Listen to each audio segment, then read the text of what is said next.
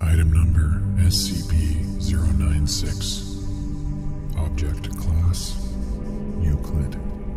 Special Containment Procedures. SCP-096 is to be contained in its cell, a 5 meter by 5 meter by 5 meter airtight steel cube at all times. Weekly checks for any cracks or holes are mandatory.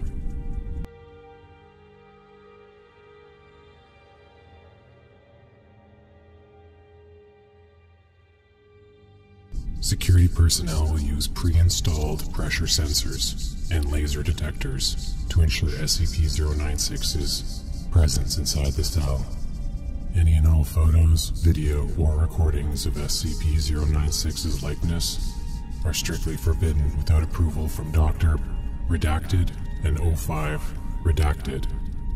Description: SCP-096 is a humanoid creature measuring approximately 2.38 meters in height. Subject shows very little muscle mass, with preliminary analysis of body mass suggesting mild malnutrition. Arms are grossly out of proportion with the rest of the subject's body, with an approximate length of 1.5 meters each. Skin is mostly devoid of pigmentation, with no sign of any body hair. SCP-096's jaw can open to 4 times the norm of an average human. Other facial features remain similar to an average human, with the exception of the eyes, which are also devoid of pigmentation. It is not yet known whether SCP-096 is blind or not. It shows no sign of any higher brain functions, and is not considered to be sapient. SCP-096 is normally extremely docile, with pressure sensors inside its cell indicating it spends most of the day pacing by the eastern wall. However, when someone views SCP-096's face, whether it be directly, via video recording, or even a photograph, it will enter a stage of considerable emotional distress. SCP-096 will cover its face with its hands and begin screaming, crying, and babbling incoherently.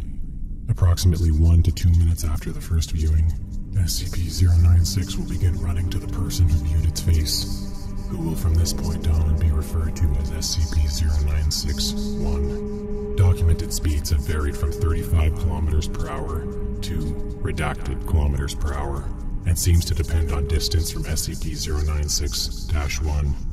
At this point, no known material or method can impede SCP-096's progress. The actual position of SCP-096-1 does not seem to affect SCP-096's response. It seems to have an innate sense of SCP-096-1's location. Note: this reaction does not occur when viewing artistic depictions. Upon arriving at SCP-096-1's location, SCP-096 will proceed to kill and data expunged SCP-096-1. 100% of cases have left no traces of SCP-096-1. SCP-096 will then sit down for several minutes before regaining its composure and becoming docile once again. It will then attempt to make its way back to its natural habitat. Data redacted. Due to the possibility of a mass chain reaction, including breach of Foundation secrecy and large civilian loss of life, retrieval of subject should be considered alpha priority. Item number SCP-106. Object Class Keter. Special Containment Procedures. No physical interaction with SCP-106 is allowed at any time. All physical interaction must be approved by no less than 2/3 vote from O5 Command. Any such interaction must be undertaken in AR-2 maximum security sites after a general non-essential staff evacuation. All staff, research, security, Class D, etc.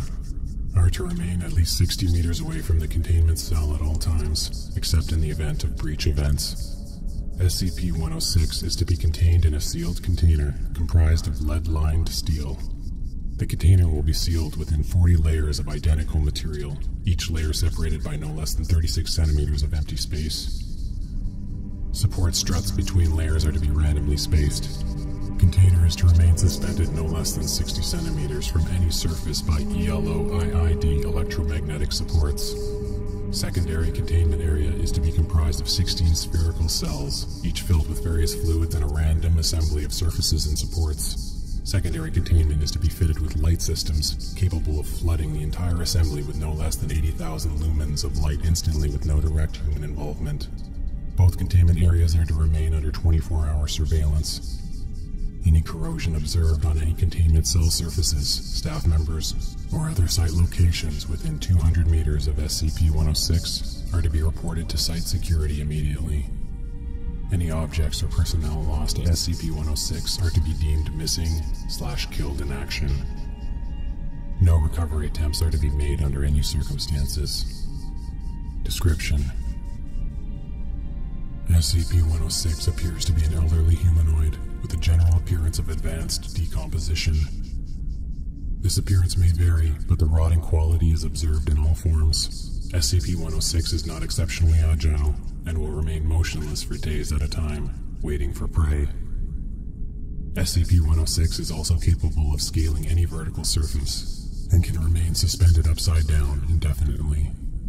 When attacking, SCP-106 will attempt to incapacitate prey by damaging major organs, muscle groups, or tendons, then pull disabled prey into its pocket dimension.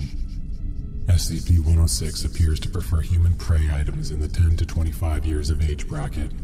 SCP-106 causes a corrosion effect in all solid matter it touches, engaging a physical breakdown in materials several seconds after contact.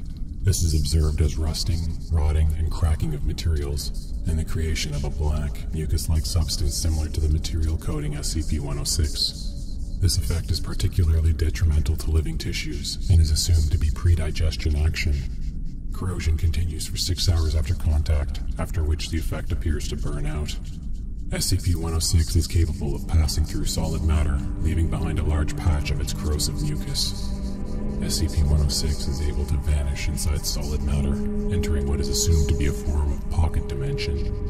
SCP-106 is unable to exit this dimension from any point connected to the initial entry point. Examples: entering the inner wall of a room and exiting the outer wall, entering a wall and exiting from the ceiling.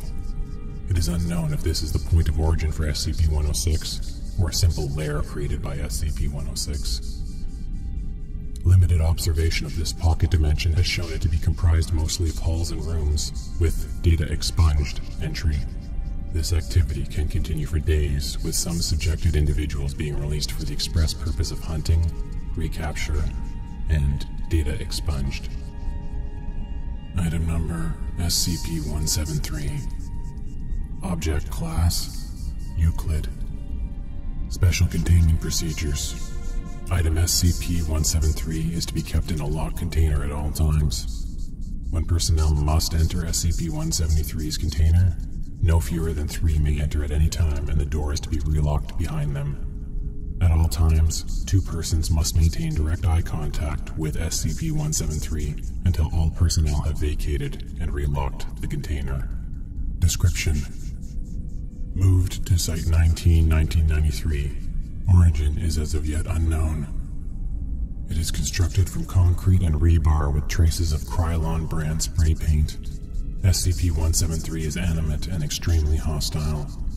The object cannot move while within a direct line of sight. Line of sight must not be broken at any time with SCP-173. Personnel assigned to enter container are instructed to alert one another before blinking. Object is reported to attack by snapping the neck at the base of the skull, or by strangulation. In the event of an attack, personnel are to observe Class 4 hazardous object containment procedures. Personnel report sounds of scraping stone originating from within the container when no one is present inside.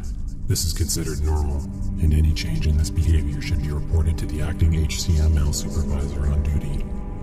The reddish-brown substance on the floor is a combination of feces and blood. Origin of these materials is unknown. The enclosure must be cleaned on a bi-weekly basis. Item number SCP-682. Object Class: Keter. Special Containment Procedures. SCP-682 must be destroyed as soon as possible. At this time, no means available to SCP teams are capable of destroying SCP-682, only able to cause massive physical damage. SCP-682 should be contained within a 5 meter by 5 meter by 5 meter chamber with 25 centimeter reinforced acid-resistant steel plate lining all inside surfaces. The containment chamber should be filled with hydrochloric acid until SCP-682 is submerged and incapacitated. Any attempts of SCP-682 to move, speak, or breach containment should be reacted to quickly and with full force as called for by the circumstances. Personnel are forbidden to speak to SCP-682 for fear of provoking a rage state. All unauthorized personnel attempting to communicate to SCP-682 will be restrained and removed by force. Due to its frequent attempts at containment breach, difficulty of containment and incapacitation, and high threat of Foundation exposure, SCP-682 is to be contained in Site Redacted. The Foundation will use the best of its resources to maintain all land within 50 kilometers clear of human development. Description: SCP-682 is a large, vaguely reptile-like creature of unknown origin. It appears to be extremely intelligent, and was observed to engage in complex communication with SCP-079 during their limited time of exposure. SCP-682 appears to have a hatred of all life, which has been expressed in several interviews during containment.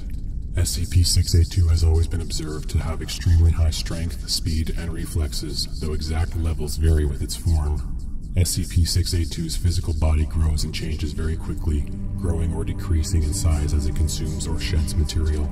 SCP-682 gains energy from anything it ingests, organic or inorganic. Digestion seems to be aided by a set of filtering gills inside of SCP-682's nostrils, which are able to remove usable matter from any liquid solution, enabling it to constantly regenerate from the acid it is contained in. SCP-682's regenerative capabilities and resilience are staggering, and SCP-682 has been seen moving and speaking with its body 87% destroyed or rotted. In case of containment breach, SCP-682 is to be tracked and recaptured by all available mobile task forces, and no teams with fewer than 7 members are cleared to engage it. To date, Redacted. Attempted breaches have numbered at 17.